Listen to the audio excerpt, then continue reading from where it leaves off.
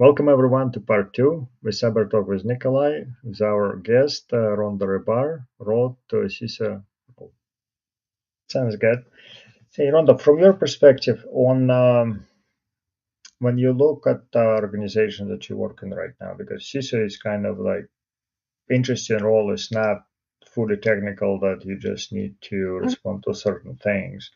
So there are many cases. Well, right now it's actually evolving, and how much CISO needs to be or needs to have a business acumen.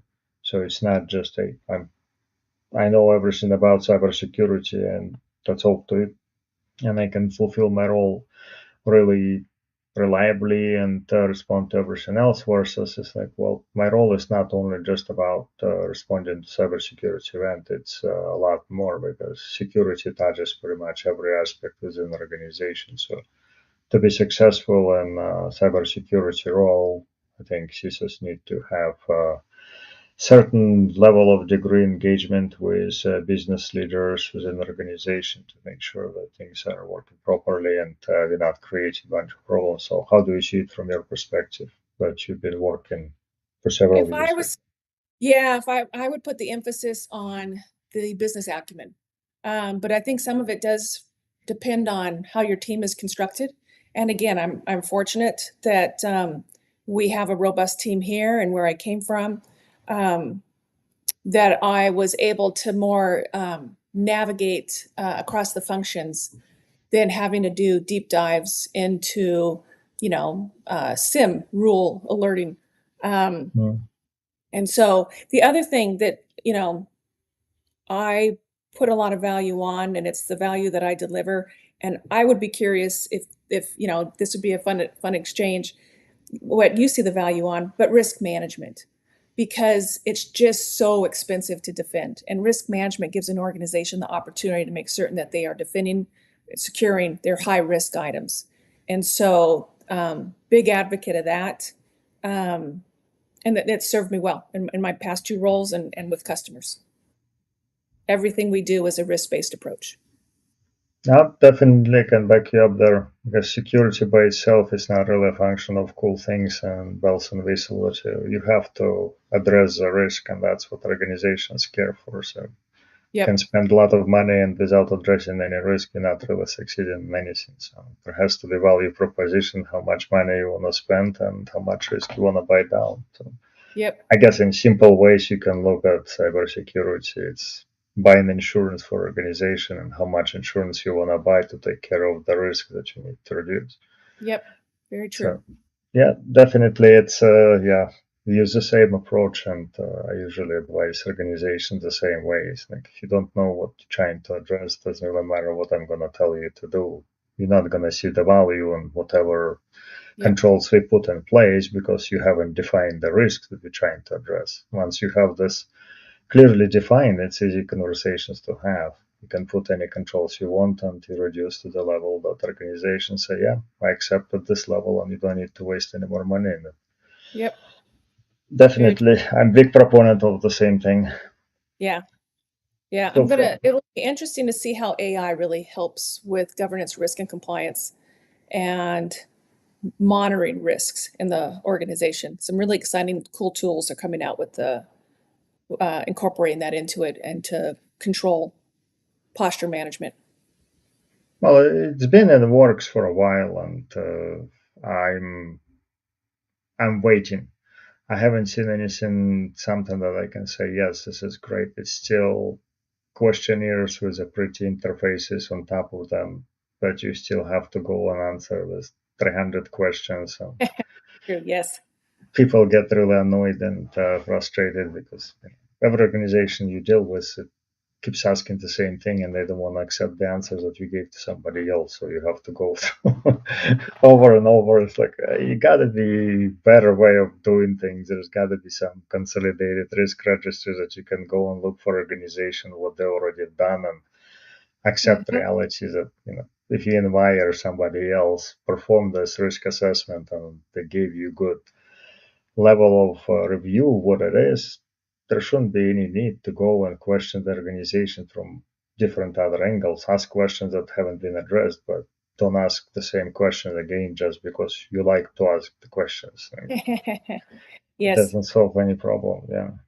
Do you have any other ideas and about CISA role? Let's say if somebody, I already asked you several times, different ways, the same question, but there's always is like, well, if I'm doing A, how can I get to B? And what would you say the most critical or yes, the most critical thought or somebody would have in mind to say, yeah, this is where I want to go, and like for you, how was it? And like, do you have any idea to say, yes, this is where I want to see myself? And if somebody right now comes to you and asks us, like, Rhonda, here's what I'm doing in my career, where would you suggest me to go?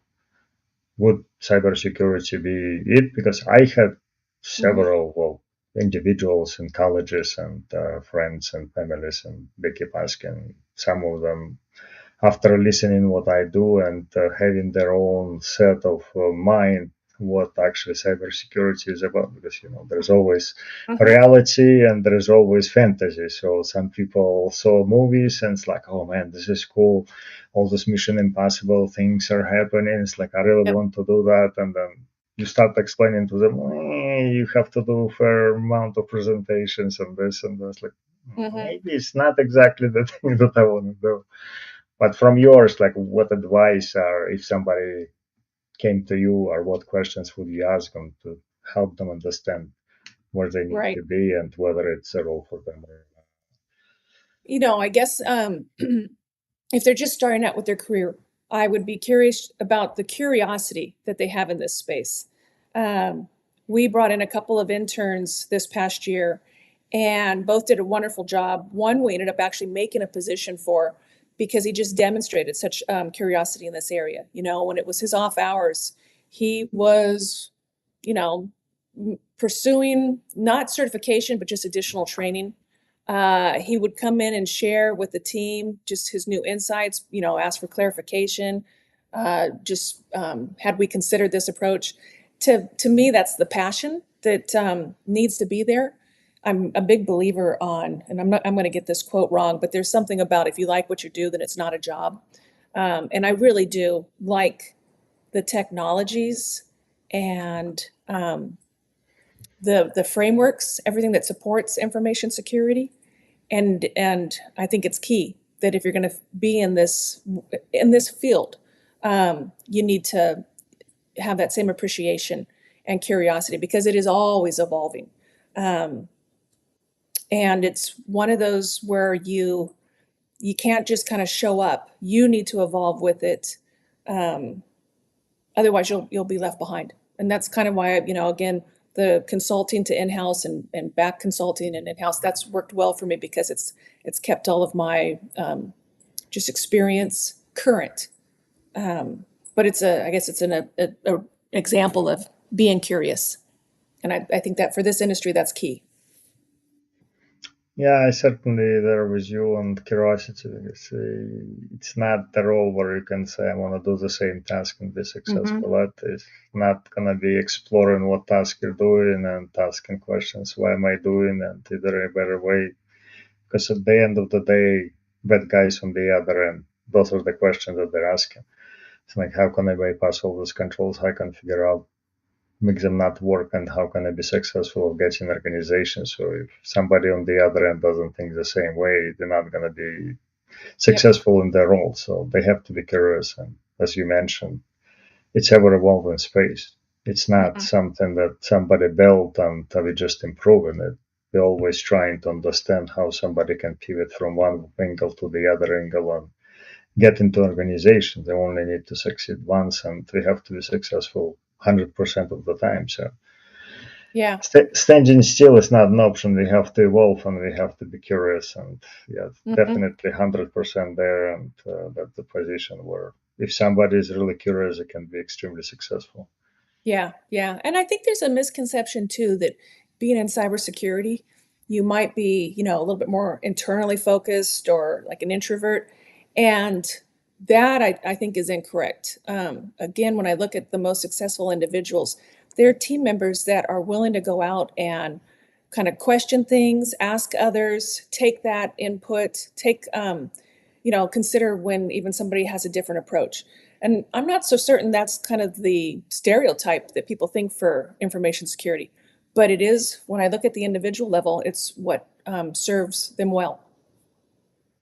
Yeah, I think it came back from probably stereotype back in old days, I would say 20 years ago, when information security more was closed in and people were afraid to talk. And if somebody from information security comes talk to you, that means you're already in trouble. So Yeah, yeah, it's time yeah. to pack your things. But things evolve, and right now, information security is more about communication and engaging people and getting more information and sharing information. Because if you look at the space, we have never shared so much information in the past between CISOs to CISOs or organizations. And as you talked at the beginning, when you work with secure works, they have ample of threat intelligence inside the Yep. house, but they also openly share with other organizations for the Mhm. benefit of everyone. So it's not really competitive space just because you hold something to your near and dear your heart, not sharing with everyone. Bad things happen to everyone. So sharing is helping other organizations to succeed, including yourself. Yeah, absolutely.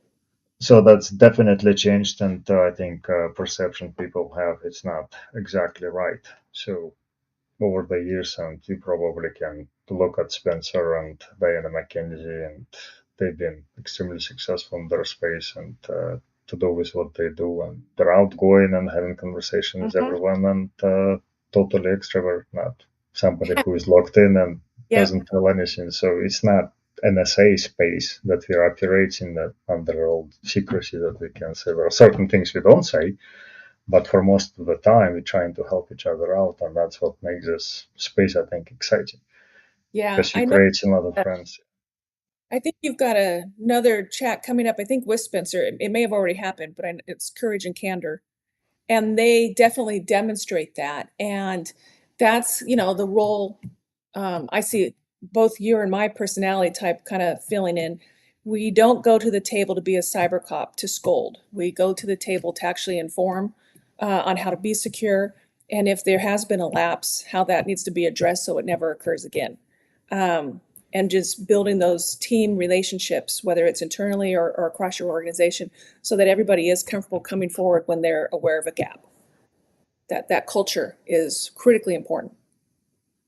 Yep, absolutely. And that's the point of my also cyber talk with Nikolai that we're trying to build this culture and expose something that people may not be aware and provide additional information and sharing and learning Yep. experience because people are reaching out through networks and they're looking for mentorship and they're looking for opportunities. That's one of the way to build it out. So we're coming up close to the end of our hour. So Rhonda, from your perspective, like, do you have some check boxes or summary sheets that you can share to say, here's cool things you can do in cybersecurity once you get here and where you start and where you want to go? Because again, we do have a lot of excitement going on, and that's the reason I love being part of it because it Yeah. challenges me all the time what I see on the other end, and then I start scratching my head. How the heck you guys come up with this idea to bypass all the things that we built so hard for so long? Yeah. And why didn't we see it? So Yeah. I think if one of the cool things about information security, but also a frightening thing, is I'm so impressed with how much information, learning content is available.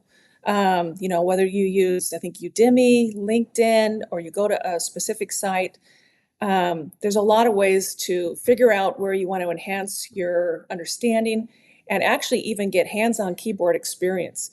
Um, and so that's wonderful. A lot of career paths don't give you that access to information. But as a CISO, it's also quite concerning because that level of access to information and how you can, penetrate an organization is also available. But that's kind of the exciting part. And I think if somebody wants to get into this field, not even a CISO, just get into information security, that's a great conversation to have during the interviews or when you're making that relationship. Is just what have you done? What have you explored? What were your takeaways from it? I mean, many years ago was playing in Kali Linux, and that just gave me insight into at the time how frighteningly easy it would be to sit in a coffee shop and essentially hijack someone's session. Because I don't think I'm actually technical. I come from the governance, risk, and compliance side. It was too easy, but it's also so easy for individuals to leverage to get into this space. Yep, definitely those are lovely experiences. And I think I would add to what you said before, and you have to be curious if you want to be here and you want to continue conversation in that space. Because it's not a job where you just can come in and say, okay, I'll do from 8 to 5 and go home without really exploring my mind and trying to ask questions. Just do the job. It's not going to happen. You have to be curious and you have to understand things and you have to think from perspective of bad guys. That's, I think, Yep. the most challenging thing that people. Yes, and have a good network that you can rely on. Yeah. Yeah, definitely. All right, sounds good. All And right. so thank you, Rhonda. Appreciate your time coming on and sharing your experiences. And it's wonderful to see you again. And Yeah. hopefully we'll do some biking I know. Let me know anytime if you're soon. up, if You're you're too far out, at least. yeah, and I'll let you know if I'm down south. Thank you, Rhonda, for joining us in this conversation, Road to CISO role. And thanks, everyone, for staying and listening. And remember, sharing is caring, and we're stronger together. Thank you.